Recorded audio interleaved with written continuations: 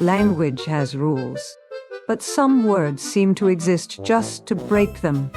These are words that started out ordinary, simple descriptions, everyday terms, even medical language, and somehow became the most powerful, offensive, and flexible words we use. But they didn't change on their own.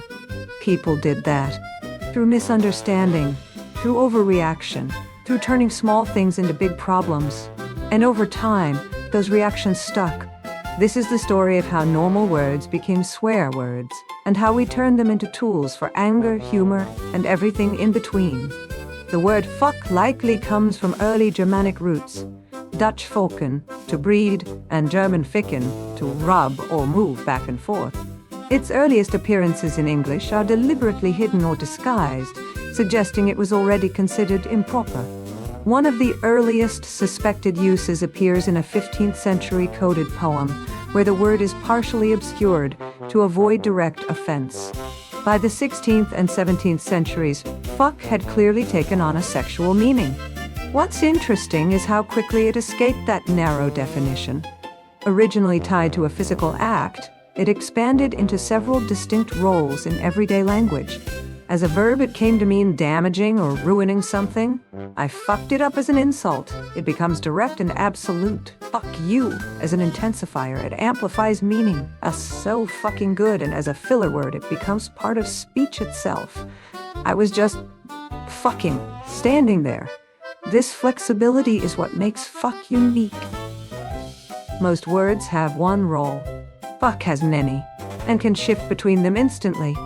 The famous acronym myth, fornication under consent of the king, is false. The word cunt dates back to Middle English in the 13th century and was originally a neutral anatomical term. It appeared openly in place names like Grope Cunt Lane, a medieval red light district. At the time, it wasn't offensive. The shift came later, as social attitudes toward sexuality became more restrictive. By the 17th and 18th centuries, the word became taboo, and eventually one of the strongest insults in English. As an insult, it is extremely direct and confrontational, used to describe someone as deeply unpleasant or contemptible in some dialects.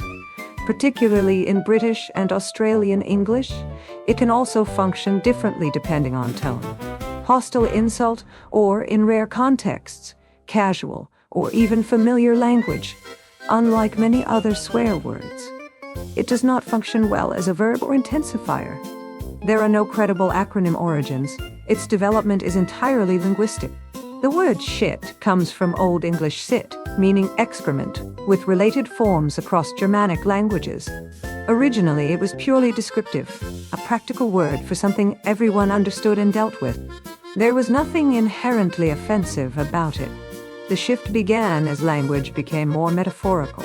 By the 16th century, shit was no longer just about the physical substance. It started to represent anything unpleasant, worthless, or undesirable.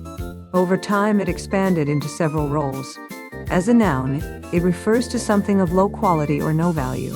This is shit as an exclamation. It expresses sudden frustration or surprise. Oh shit as an insult. It can be directed at a person or idea. You're full of shit as an intensifier. It appears in exaggerated forms, a shitload of work, and in a reversal of meaning. It can even become positive. That's the shit. It no longer describes something physical. It describes judgment, reaction, and emotion. The word bastard entered English in the 13th century from Old French, where it referred to a child born outside of marriage. At the time, this wasn't just a label. It carried serious legal and social consequences. Inheritance, identity, and status were all affected by legitimacy. There is a theory that the word comes from fils de bast, meaning child of the pack saddle, suggesting conception outside a proper household, though this origin is debated. What matters is how the word absorbed social attitudes.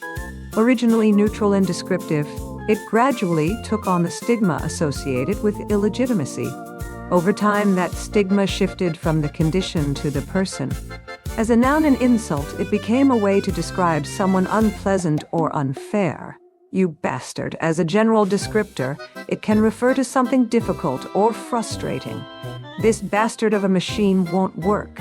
as a mild intensifier. It appears in expressions that add emotional emphasis. That bastard thing again. The meaning moved away from birth and toward behavior. It's a clear example of how social judgment reshapes language.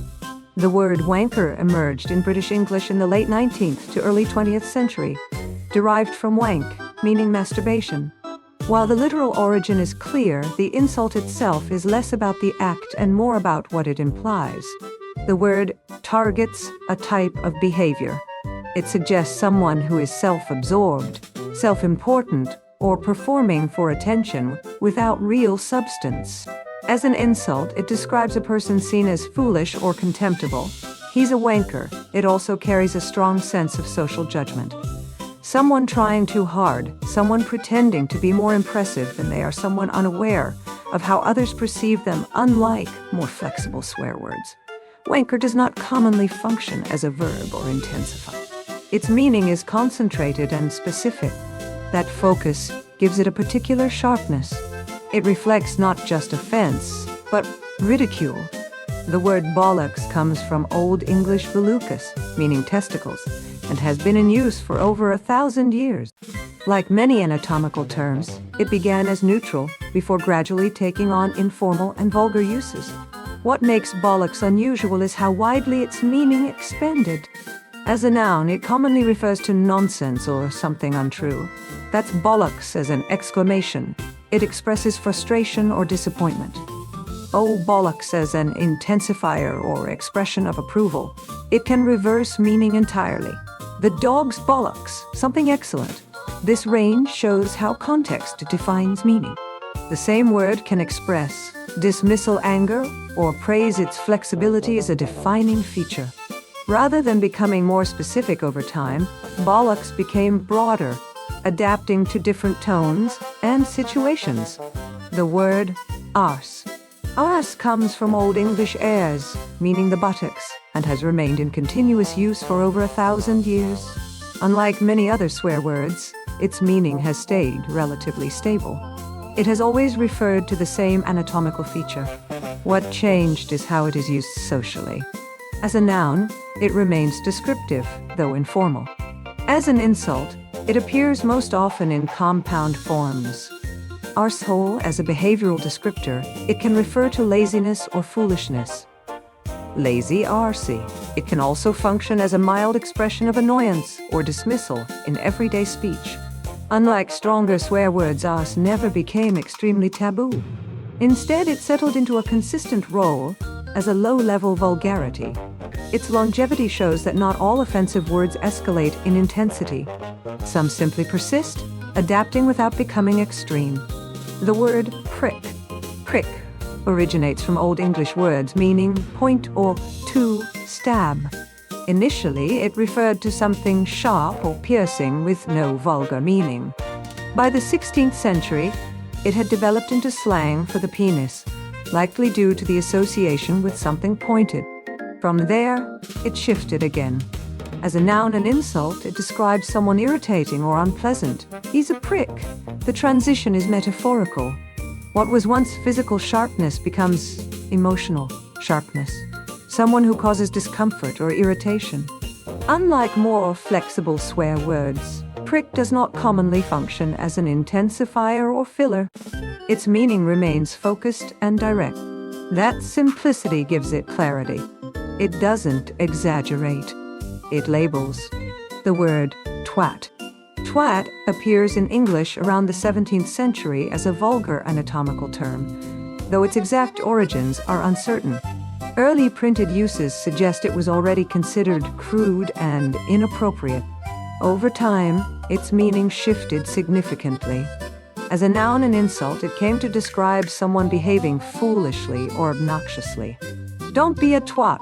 What's notable is how far it moved from its original meaning. In modern usage, many speakers are unaware of its anatomical origins. The word functions almost entirely as a general insult.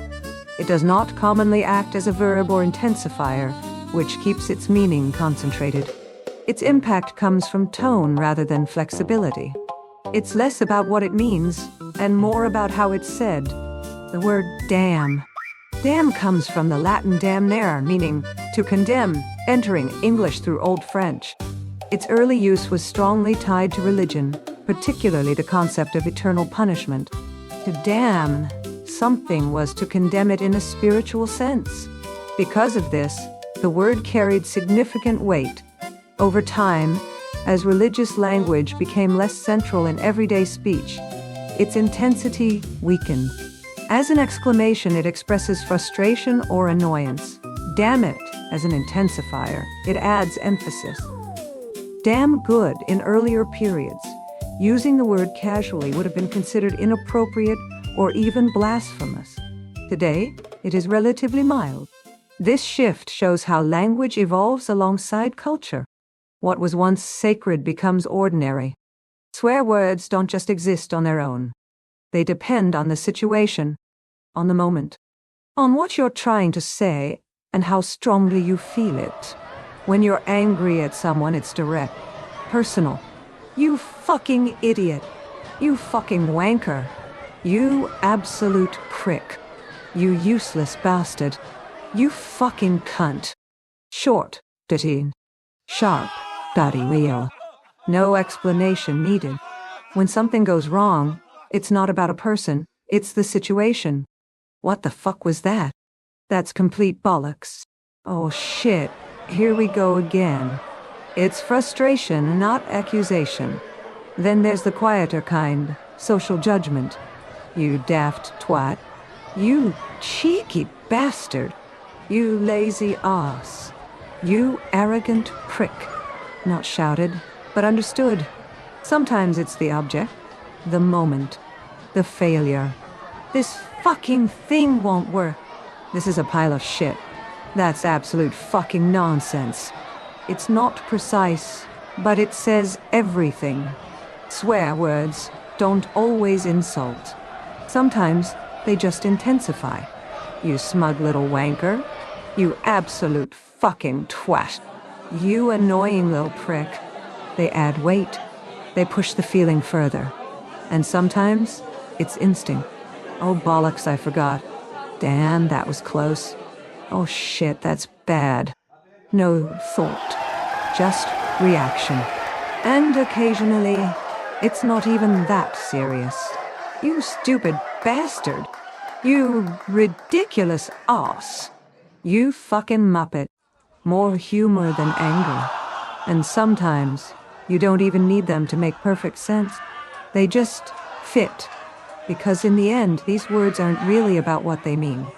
They're about the situation, the reaction, the intention, and how we choose to use them. So that's it.